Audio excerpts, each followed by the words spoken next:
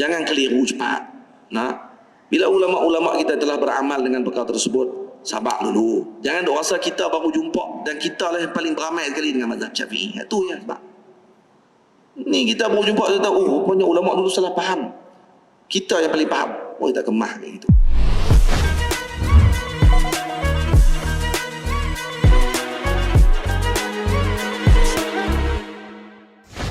Muqallid ini memandang kalam fuqaha ni seperti mana mujtahid memandang nas Al-Quran dan hadis Nabi SAW. Kesilapan besar bagi sebahagian orang yang tidak mencapai peringkat mujtahid, maka mereka mengatakan bahawa terus boleh untuk melihat kepada nas Al-Quran dan hadis Nabi SAW.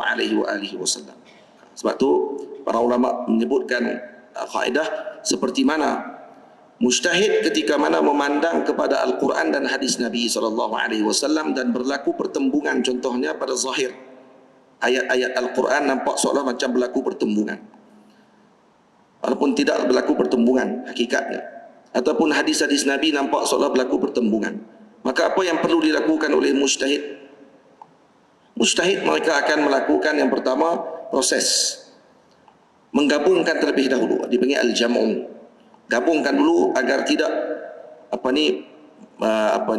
meninggalkan salah satu daripada nas tersebut. Karena al-i'mal dalam kaedah tersebut, al-i'mal aula min al-ihmal. Yani beramal dengan kedua-dua nas itu lebih baik daripada mengabaikan ataupun meninggalkan kedua-duanya. Tamam? Kemudian kalau tak boleh gabung, barulah diambil dengan permasalahan, iaitu dilihat semula pada kekuatan tarjih ataupun tidak. Diterjihkan pada ketika tersebut. Mana pandangan yang lebih kuat, mana pandangan yang lemah. Lalu disebut ini pandangan yang rajih, ini pandangan yang marjuh. Ataupun ditentukan dengan nasikh dan mansukh. Mana dulu yang disebutkan menasahkan kalam yang selepasnya, yang sebelumnya. Macam tu. Macam kita juga, kalau kita muqallid memandang kalam mujtahid sama permasalahan dan perbahasan tentangnya.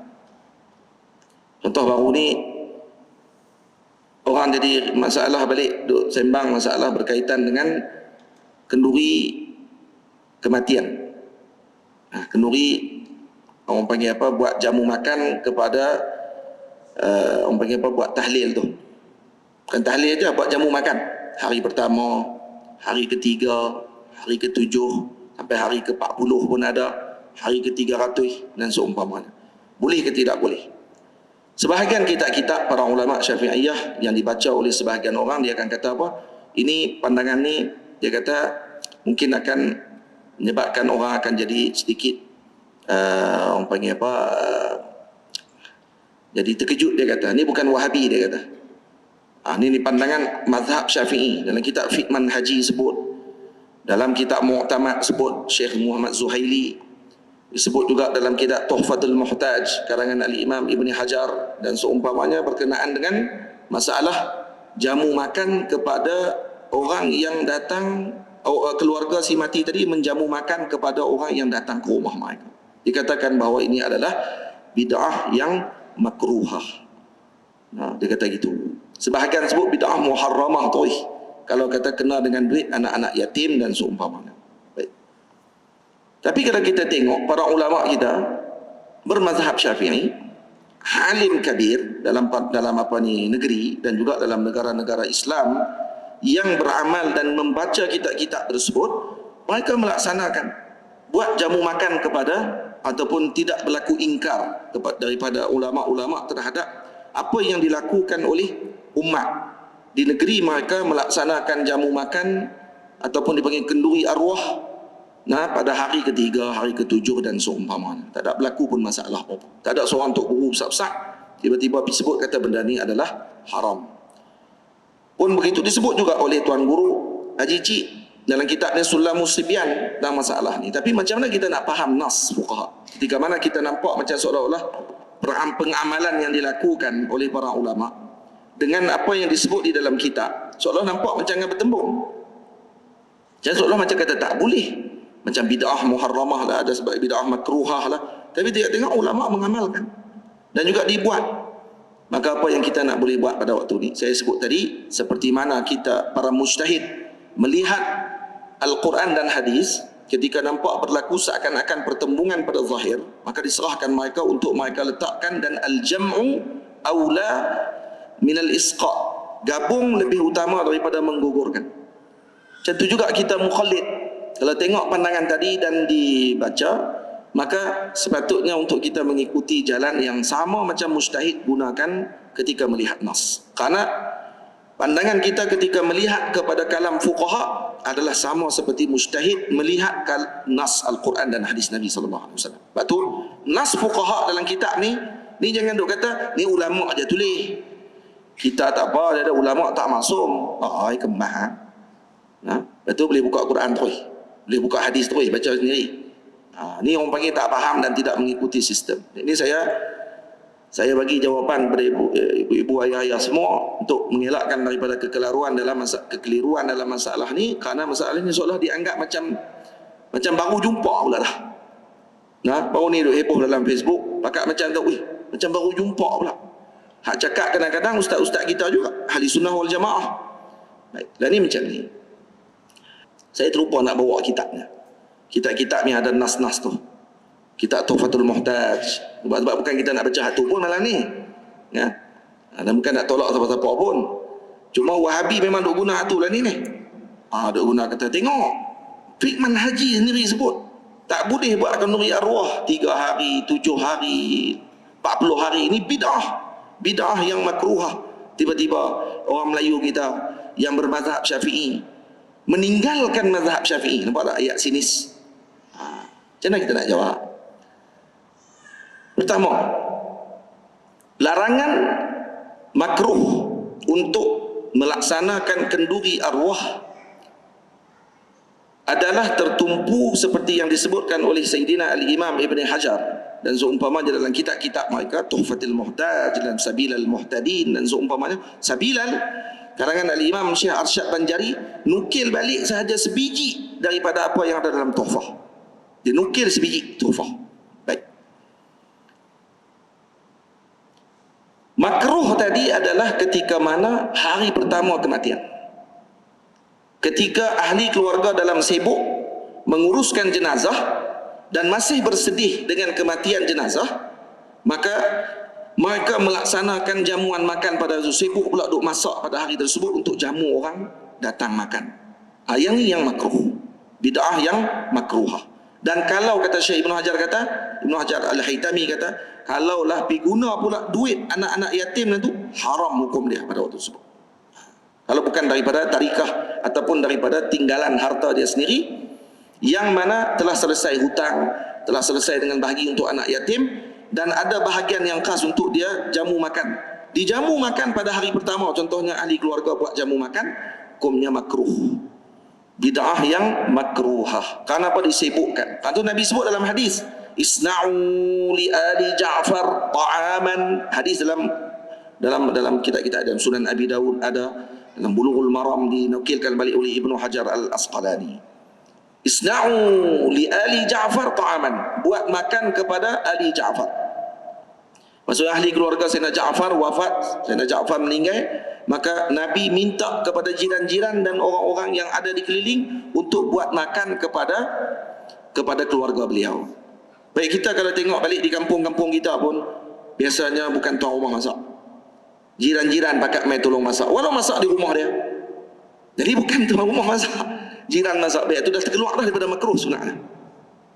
Tak disyaratkan pula masaklah di rumah hampa, jangan duk masak di rumah depa. Tak. Disuruh masak, tolong masak. Jadi kalau pakat dah tolong masak, walau di rumah tuan rumah, jadi apa masalahnya? Dah terkeluar dah daripada makruh tu. Jadi makruh. Baik, selesai. Hari ketiga, hari ketujuh, hari ke-40, yang ni dah terkeluar dah daripada daripada larangan tu. Larangan makruh tadi telah terkeluar pada hari ketiga, ke-7 dan ke-40. Malah kata Al-Imam Syekh Abdurrahman Bawa, Syekhuna Syekh Abdurrahman Bawa dalam kitabnya Qulasah Fiqh Islami, dia talqiskan kitab Fathul Mu'in. Dia ringkaskan balik kitab Fathul Mu'in karangan Syekh Zainuddin Malabadi. Ini saya baru balik daripada India minggu lepas. daripada Kerala, daripada Malabar. Dan di sana saya beli kitab-kitab di sana, dan saya sempat jumpa dengan pengarang kitab, iaitu Syekh Abdul Rahman Bawa, digelar Qalamun Islam. Dia banyak karang kitab-kitab, lebih kurang dalam kat 300 kitab dia karang, dan 140 kitab dah dicetak. 300 kitab. Macam dia ni karang tiap-tiap hari tulis kitab keluar, seolah-olah macam tu hidup dia.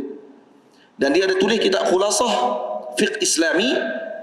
Khulasah Fiqh Islami ni dalam tu dia rupanya ringkasan kepada kitab Fathil Mu'in. Sekarang di Malabar, di India, kalau nak mengaji Fathil Mu'in, mengaji kitab tu dulu, baru baca Fathil Mu'in. Kitab tu tak dicetak di tempat kita ni, sebab Syekh pun masih ada lagi. Tapi kitab tu telah tersebar di seluruh India, di seluruh Kerala, dan madrasah-madrasah atiqah yang lama-lama di Kerala menggunakan kitab beliau kerana dia memudahkan balik perbahasan dalam Fathil Mu'in. Dalam kitab tu jelas terus dia sebut apa dia? Disunatkan buat kenduri arwah pada hari ketiga, hari ketujuh tu sunat terus, dengan niat apa? Niat untuk memberi sedekah kepada si mati. Jadi tulisan tadi memahamkan balik kita kepada nas fuqaha yang ditulis dalam kitab-kitab para ulama, seperti dalam Fathil Mu'in, seperti dalam kitab Ibnu Hajar Al-Asqalani, Imam Ibnu Hajar Al-Haytami dan seumpamanya, yang kata makruh tadi. Makruh kalau dibuat kenduri arwah tu hari ketiga, hari ketujuh, hari ke-40 dengan niat tahazzun, sedih. Jadi kalau kata tuan rumah buat kenduri arwah dengan niat sedih, bersedih dengan kematian ibu mereka, ayah mereka, maka dikumpul orang kampung pada hari ketiga, buat jamu makan dengan niat bersedih-sedih, makruh. Tapi kalau niat dia untuk sedekah kepada si mati, pahala jamuan ni saya sedekahkan kepada si mati, bacaan tahlil hari ini sedekah kepada si mati, terus jadi sunat, tidak lagi jadi makruh. Cuba tafsir macam tu tengok. Ini tidak. Mai terus. Ni bukan pandangan Wahabi, ni pandangan mazhab Syafi'i. 3 hari, 7 hari makruh, bid'ah makruhah. Senang aja sebut. Lepas tu amalan ulama bila dilihat berbeza dengan apa yang tulis dalam kitab. Terus orang buat fitnah kepada mazhab Syafi'i. Kata ulama-ulama kita di tanah Melayu Malaysia ni sebenarnya tak beramai pun dengan mazhab Syafi'i dengan sebenar, kerana kitab-kitab sendiri tak sebut macam tu, mereka pandai-pandai pergi buat macam tu. Boleh faham? Padahal sebenarnya yang telah diamalkan oleh para ulama kita di tanah Melayu ni dah betul dah seperti mana kefahaman dalam kitab. Hang yang tak faham baca, hang buat pala. Faham tak? Nah, saya tidak saya bawa kitab-kitab, kalau kata ada tu mai ke pondok saya lah, cari nah. Kitab ada semua, kita baca balik. Nah, jadi kalau saya salah tadi itu secara ringkas untuk dipahami masalah tadi. Maksudnya di sini ni cara macam mana ulama fikir ketika mana melihat hal tersebut, dan jadi dilihat macam mana para ulama memahamkan nas kitab-kitab para ulama yang terdahulu. Ini yang kemudian saya telefon pada guru saya Maulana Syekh Abdul Rashid Malibari yang berada di Riyadh. Beliau orang Malabar. Telefon dia tanya kat dia tentang masalah berkaitan dengan hukum ni, dan dia syarah seperti yang saya sebutkan tadi ni. Sebahagian saya nukil daripada beliau, sebahagian saya gabung dengan kitab-kitab yang lain. Dia kata ada masalah apa? Yang makruh, dia kata pada hari pertama. Hari pertama tu yang makruh. Kalau kata diniatkan ataupun untuk kerana disibukkan, dan ada nas yang menyebabkan Nabi SAW melarang untuk disibukkan ahli keluarga pada hari tersebut dengan urusan kerja yang lain selain daripada disibukkan dengan urusan jenazah pada hari tersebut. Saya kata kita ahli sunnah wal jamaah di negeri kami, dia kata di Malabar, kami beramai sama aja buat juga kenduri arwah pada hari ketiga di Kerala. Pengarang Fathul Mu'in, kalau mereka kata kami baca Fathul Mu'in, tu sahib Fathul Mu'in anak murid Ibnu Hajar. Kalau Imam Ibnu Hajar kata tak boleh, Ibnu Hajar pernah mai ke Malabar, dan kemudian sahib Fathul Mu'in sendiri dan juga seluruh ahli Malabar sampai sekarang kenduri hari arwah hari ketiga buat, hari ketujuh buat, hari ke-40 buat. Baik, mereka beramal dengan benda tersebut. Dan apa maksud mereka? Dia kata kami berniat, dan disebutkan kepada ahli keluarga dan diajarkan kepada masyarakat, niat kumpul kenduri arwah tadi untuk apa? Untuk sedekah. Sedekah kepada si mati. Terus tak jadi makruh dah, jadi sunat terus. Itu. Anda buat kenduri untuk si mati. Yang jadi makruh kalau kata pergi berkumpul 3 hari, 7 hari dan seumpamanya, Biniyati tahazzun, sedih. Kumpul nak bagi sedih-sedih, nak teriak-teriak teringat dengan si mati. Bukan niat untuk menyampaikan ataupun menyampaikan pahala tadi kepada si mati. Yang ni masalah menyampaikan pahala kepada si mati pula lah. Yang ni yang Pak Wahabi khilaf pula bab tu. Dia kata pahala tak sampai. Dia kata hidup di dunia dulu senang lah no. Beramai pun kurang, betul tunggu orang buat kenduri kat dia. Itu kan masalah dia. Itu kan perbincangan tu. Nah, perbincangan dia lah ni dia sampai ke tak sampai. Yang hang sembang pergi jauh-jauh ni apa pasal? Jadi kalau faham macam tu betul-betul, saya pesan satu saja. Jangan keliru cepat. Nah, bila ulama-ulama kita telah beramal dengan perkara tersebut, sabar dulu. Jangan dok rasa kita baru jumpa dan kita lah yang paling beramai sekali dengan mazhab Syafi'i. Itu ya sebab. Ni kita baru jumpa kita tahu, rupanya ulama dulu salah faham. Kita yang paling faham. Tak kemah kayak gitu. Sabar Ustaz. Sabar Ustaz daripada kita duk kalut, duk pergi menyalahkan ulama-ulama terdahulu. Itu cara macam mana ulama-ulama melihat dan juga memerhatikan nas kitab para ulama yang terdahulu. Jadi kalau ada rezeki nanti saya ingin nak buat video tu, tapi nak tunjuk kitab-kitab tu macam mana ulama faham masalah ni dan digabungkan masalah tersebut dengan kefahaman. Bukan dengan telahan semata-mata dan baca satu buah dua buah kitab kemudian dianggap kata inilah hukum yang sebenarnya. Salah. Dan Syekh Abdul Rashid kata yang makruhnya disibukkan tuan rumah pada hari tersebut. Baik. Berbeza dengan tempat kita. Tempat kita biasanya jiran-jiran pakat tolong mai pada waktu tersebut masak untuk tuan rumah dan mereka tidak sibukkan tuan rumah. Mereka yang masak. Dan seumpamanya di rumah-rumah tadi maka itu telah keluar daripada larangan tersebut. Dan mengikuti syariat Nabi pula. Nabi kata isna'u li ali Ja'far ta'aman. Buatlah makanan. Maksud Nabi suruh buat. Dan boleh juga dibuat jamu makan tadi. Maksudnya dalam masa beberapa hari ketika mana si keluarga tadi ni dalam keadaan sedih tu, boleh juga ahli keluarga buat makan, bagi hantar dekat tuan rumah. Itu pun elok. Dihantar dekat tuan rumah kerana mungkin mereka masih bersedih dan lazimkan mereka makan. Takut mereka sedih lagi sampai tak mau makan. Suruh makan pula. Macam tu. Boleh. Syekh kata kat saya, masalahnya di Saudi dia kata, Saudi lagi zakat. Hari si mati-mati pakat mai kumpul. Menyembang, bergelak. Tahlil tak boleh, bid'ah. Dia sebut, dia kata ni depan mata dia. Bid'ah ni sembang, yang mau gelak apa semua kali. Dan buat makan. Yang tak tahan dia pun buat makan. Buat makan-makan apa semua sambil-sambil gelak. Macam kegembiraan pula mati kawan tu. Jadi saya kata yang ni yang berlaku di tempat di Riyadh dan seumpamanya macam tu berlaku. Saya kata tempat kita tak macam tu. Saya kata. Jadi tiba-tiba pergi tuduh ulama-ulama kita melaksanakan bid'ah dan seumpamanya. Itu ibu-ibu semua, ayah-ayah semua mengaji ni biar bagi jerat, bagi elok-elok maksudnya. Bagi faham betul-betul nas para ulama. Jangan ikut-ikut ambil lepas tu kata ni saya nak abang ni benda ni mungkin akan mengejutkan. Tak usah buat bagi terkejut lah.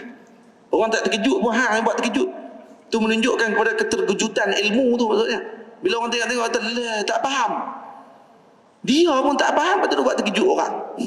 Dia kata ni mengejutkan ni. Ni bukan Wahabi ni. Ni mazhab Syafi'i. Tapi memang mungkin ada orang akan tak setuju dengan kita. Terus buat sembang lah. Geli dengar dia. Tu dalil kata kamu tak baca pun dengan habis. Dan kamu tidak merujuk pun dengan apa yang disebut oleh para ulama. Dan kamu tidak melihat pun dengan situasi sebenar apa yang difaham oleh para fuqaha.